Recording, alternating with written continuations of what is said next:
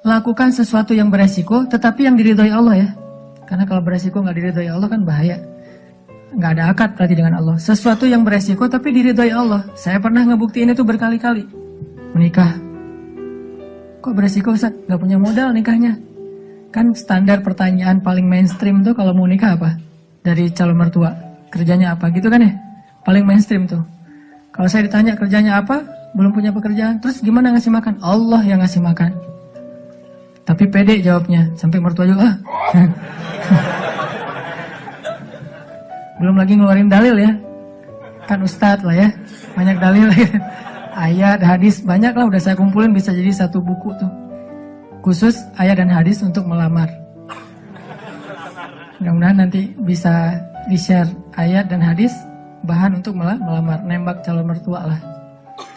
Pak, itu ada tuh hadis ya. Cuman saya agak-agak ragu nih bunyinya kayak gimana tuh, kurang lebih sih yang pernah saya dengar dari ustadz nih hadis sahih loh Pak. Kalau datang seorang pemuda yang baik akhlaknya gitu kan ya. Jangan ditolak. Itu saya pernah dengar, Bapak pernah dengar? Pernah sih. Nah gimana Pak? Saya beres langsung urusan. Masa dia mau nolak hadis kan ya? Ingkar sunnah tuh udah jadinya bahaya. Duh jangan pakai hadis deh dan segala macam. Nggak mungkin dia ngomong kayak gitu. Nikah tuh nggak punya modal tapi ya bismillah aja lah. Gambling kan. Masa saya mau taat kepada Allah dibiarin telantar kan nggak mungkin. Kan menikah itu untuk taat kepada Allah kan. Gua hawa nafsu. Emang hawa nafsu. Masa nikah nggak pakai hawa nafsu? Ini ada yang keliru di masyarakat kita. Katanya nggak boleh menikah karena hawa nafsu. Bukankah nikah itu adalah solusi buat hawa nafsu? Lo nikah nggak karena Allah tuh, karena nafsu. Nggak berbenturan dua hal ini. Tapi kalau dia menikah karena hawa nafsu dan ingin menghalalkan dengan terhormat hawa nafsu itu namanya karena Allah. Nggak ada cerita karena Allah berarti nggak melibatkan hawa nafsu. Nggak kayak gitu sih bahasanya. Sama kayak kita kerja nih. Lo kerja karena pengen gaji itu bukan karena Allah. Pengen gaji dan karena Allah itu nggak berbenturan. Kenapa kita pengen gaji? Karena kita pengen mendapatkan rezeki yang halal dan menafkahi keluarga. Dan itu semuanya karena Allah.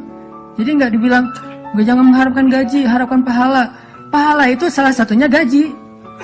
Karena pahala dalam bahasa Arab nggak ada pahala, yang ada al-jaza, al-ajru. Al-jaza itu artinya balasan, al-ajru itu artinya upah. Upah itu bisa dalam bentuk kesehatan, bisa dalam bentuk materi uang, bisa dalam bentuk kebaikan di akhirat, bisa dalam bentuk terhindar dari api neraka, dan seterusnya. Itu al-jaza, al-ajru. Termasuk mendapatkan hak kita dalam sebuah pekerjaan. Nggak masalah mengharapkan, saya kerja di Telkomsel, kenapa? Gajinya gede. Nggak apa-apa. Selama yang kita dapatkan itu halal. Tapi kalau yang kita kejar gaji gede dan syubhat, apalagi haram, itu bukan karena Allah. Termasuk menikah. Menyalurkan, kenapa kamu menikah? Karena saya pengen menyalurkan kebutuhan biologis saya secara halal. Wah, nggak karena Allah nih, nafsu nih. Emang nafsu, emang kenapa? Bukankah Allah mengatakan litaskunu ilaiha? Apa arti litaskunu ilaiha? Supaya tenang, supaya jadi nyaman, gejolak di dalam diri kalian dengan cara kepadanya. Itu bahasa. Dan di Al-Mu'minun juga dikatakan, walladzina hum li furujihim hafizun. Kalau nggak bisa hafizun, maka dia salurkan. Gimana cara nyalurinnya? 2. Illa ala azwajihim. Yang kedua nggak usah dibahas. Yang satu aja. Illa ala azwajihim, kepada istri mereka. Bukan istri mereka, istri-istri mereka. Illa ala azwajihim. Kalau dia menyalurkan dengan cara yang lain selain yang dibolehkan kayak gitu, kata Allah, faulaika humul adun. Dan Allah nggak suka kepada orang yang melampaui batas. Jadi menikah karena Allah, karena saya ingin menyalurkan kebutuhan biologis secara halal misalnya. Makanya mencari yang sesuai dengan kriteria masing-masing. Kalau misalnya ada yang kriterianya harus yang Arab, cari aja Syarifah, Habaib apa. Kalau Habib perempuannya Syarifah kan ya. Atau saya pengen yang Oriental, pergi aja ke Korea lah atau ke Jepang. Saya pengen yang misalnya etnik, nah, bisa di Indonesia misalnya. Ini mas selera, nggak masalah. Bukankah Nabi justru mengatakan memilih perempuan itu yang pertama justru fisiknya? Walaupun yang paling berharga bukan fisik, tapi tetap ditaruh yang paling depan. Karena itu yang ketahuan duluan kan. Kita nggak mungkin tahu kesolehannya langsung ketika awal ketemu, ini soleha banget nih, belum tentu. Ketika udah kenal dekat baru tahu ternyata dia rajin tahajud, rajin tilawah. Walaupun kadang-kadang kita ngelihat dia di Instagram postingan terakhir tilawah, alhamdulillah 1 juz hari ini misalnya. Bisa kayak gitu. Tapi rata-rata yang pertama dilihat fisiknya kan ya. Walaupun fisik banyak menipu sih, hasil editan segala macam. Pas ngeliat orangnya, hah? Lebih cantik dari di Instagram sih. Dia salah ngedit. Ini artinya teman-teman, kalau menikah itu karena Allah, kenapa takut? Bukankah Allah sendiri berjanji kalau mereka fuqara, apa arti fuqara? Nggak punya apa-apa. Kalau miskin masih punya apa-apa, cuma dikit. Kalau fuqara nggak punya apapun.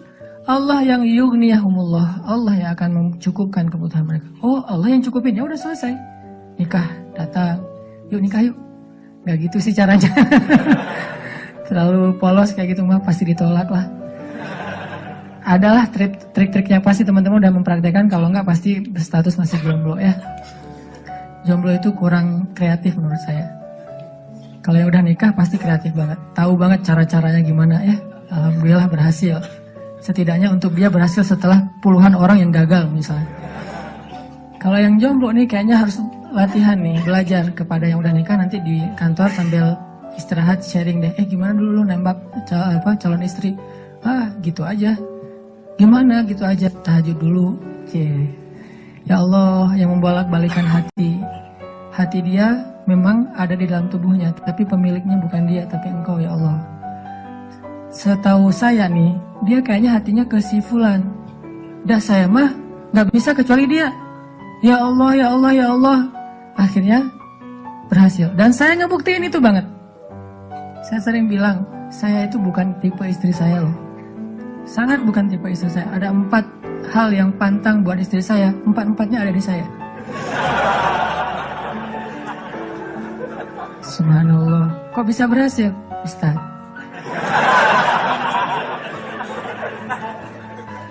Dia berdoa, ya Allah, jangan itu, jangan itu, jangan itu, jangan itu. Saya cuma berdoa sekali, ya Allah, please yang itu. Ternyata tiba-tiba ya, kelepek-kelepek, gak berhasil dia. Saya tanya, kenapa kamu milih saya? Bukankah 4-4-nya ada pada saya? Pertama, gak mau orang Sumatera. Katanya orang Sumatera itu keras. Saya, dulu. Orang Sumatera itu keras. Orang Aceh, Sumatera, kuliah di Mesir. Nggak Mesir mah, Sumateranya Arab. Kan Arab juga ada Sundanya, ada Jawa ya. Sundanya Arab itu kayak Yaman. Itu Sundanya Arab, lembut-lembut. Sampai Nabi sendiri mengakui kan, orang Yaman itu hatinya lembut. Kalau Jawanya Arab itu yang ulet gitu kerja itu Palestina. Karena Palestina itu terkenal dengan keteguhannya. Tapi kalau Sumateranya Arab, yang ngomongnya keras gitu, belak-belakan, spontannya luar biasa, itu Mesir banget. Di Mesir nggak ada ceritanya kita nunggu Damri itu nggak ada. Yang ada ngejar Damri. Kita nunggu di halte, Damri ngeliat kita makin iseng tuh, dicepetin. Mahasiswa cepat begitu. Kita lari ngejar. Yang nggak biasa naik Damri itu mahasiswa Malaysia, karena mereka kan beasiswa dari kerajaan, sehingga dianjurkan jangan naik Damri, naik taksi. Tapi kadang-kadang mereka kehabisan duit juga naik Damri. Begitu turun, berlawanan arah, itu ngegelundung tuh. Kita di atas ketawa-ketawa aja, Malaysia. Bukan negaranya ya, orangnya karena terbiasa naik taksi, naik MRT. Dan kita mah Damri, desak-desakan. Kalau udah ramai di dalam Damri marah-marah, sallu ala Nabi, udah sallallahu alaihi wasallam. Cara paling sederhana mendamaikan orang di Mesir itu suruh salawat. Humar segala macam. Mereka kalau ngomongnya kasar tuh nyebutnya humar, keledai. Karena keledai itu kan simbol hewan yang bodoh di Al-Quran kan. Ya humar gitu dan segala macam humar. Sallu ala Nabi sallallahu alaihi wasallam. Mulai lagi gitu. Tapi pas salawat mereka bisa cooling down dulu dikit. Saking menghargai Rasulullah ya. Kadang-kadang ada juga yang sambil marah. Sallu ala Nabi sallallahu alaihi wasallam. Di Mesir, orang Sumatera kuliah di Mesir, kebayangan? Udah Sumatera itu mungkin agak keras, kuliah di Mesir. Jadi wataknya tuh terbentuk dengan 2 negeri. Alhamdulillahnya ketemu orang Jawa yang mungkin beda banget dengan Sumatera. Nggak mau dia orang Sumatera. Saya Sumatera. Sumatera Aceh pula. Dan Aceh di tempat markasnya GAM. Aceh PD. Dan itu kan gam dulu banyak di situ ya. Terus yang kedua, nggak mau yang kulitnya doff. Kebanyakan ke pantai misalnya. Saya nyebutnya nggak dop sih, nyebutnya eksotis gitu. Ketiga, nggak mau yang berewokan. Nggak usah tanya kenapa. Keempat, nggak mau anak pesantren. Ini juga nggak tahu kenapa nih. Empat-empatnya ada di saya nih. Ya Allah, please jangan itu. Ya Allah, saya pengennya itu. Kuat-kuatan doa. Ternyata doa saya lebih diijabah. Tadi kan, Ustaz.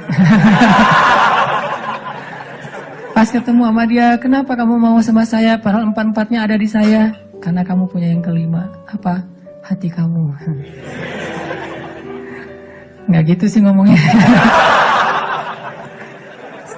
Yang jujurnya bukan itu mah versi jaim ya. Kalau versi jujurnya, kenapa? Karena kamu pelet gitu ya.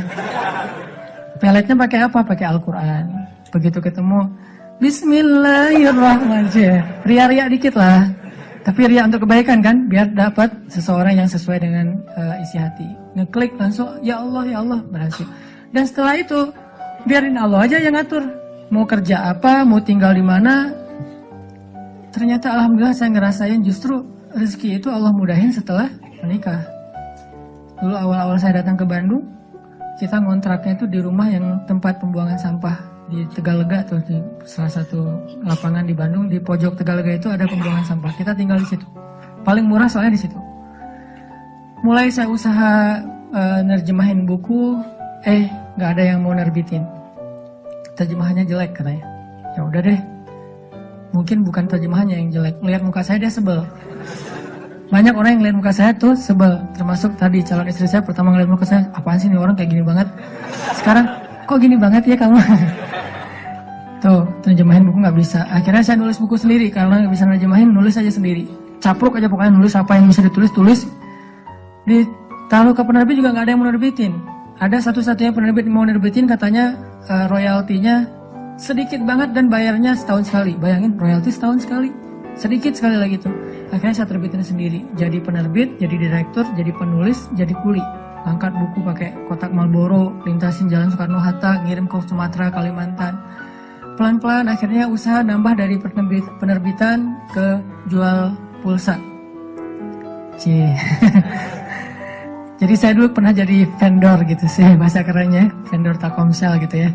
Saya tuh jual pulsa, ada 60 cabang pulsa di Bandung sebelum ada di Alfamart dan Indomaret. 60 cabang pulsa. Terus nambah lagi ke jual beli mobil second. Beli, jual, dikira orang kaya banget, padahal gonta-ganti aja karena emang dijual. Tapi yang harga murah di bawah 100 juta, bukan yang mobil-mobil mahal. Terus coba-coba di properti. Ternyata Allah mudahin setelah menikah. Karena kenapa? Allah yang janjiin. Allah nggak mungkin ingkar janji. Gambling dikit lah di awal. Tapi di tengah dan di akhir kita akan melihat banget gimana Allah nunjukin kebenaran janji-janjinya.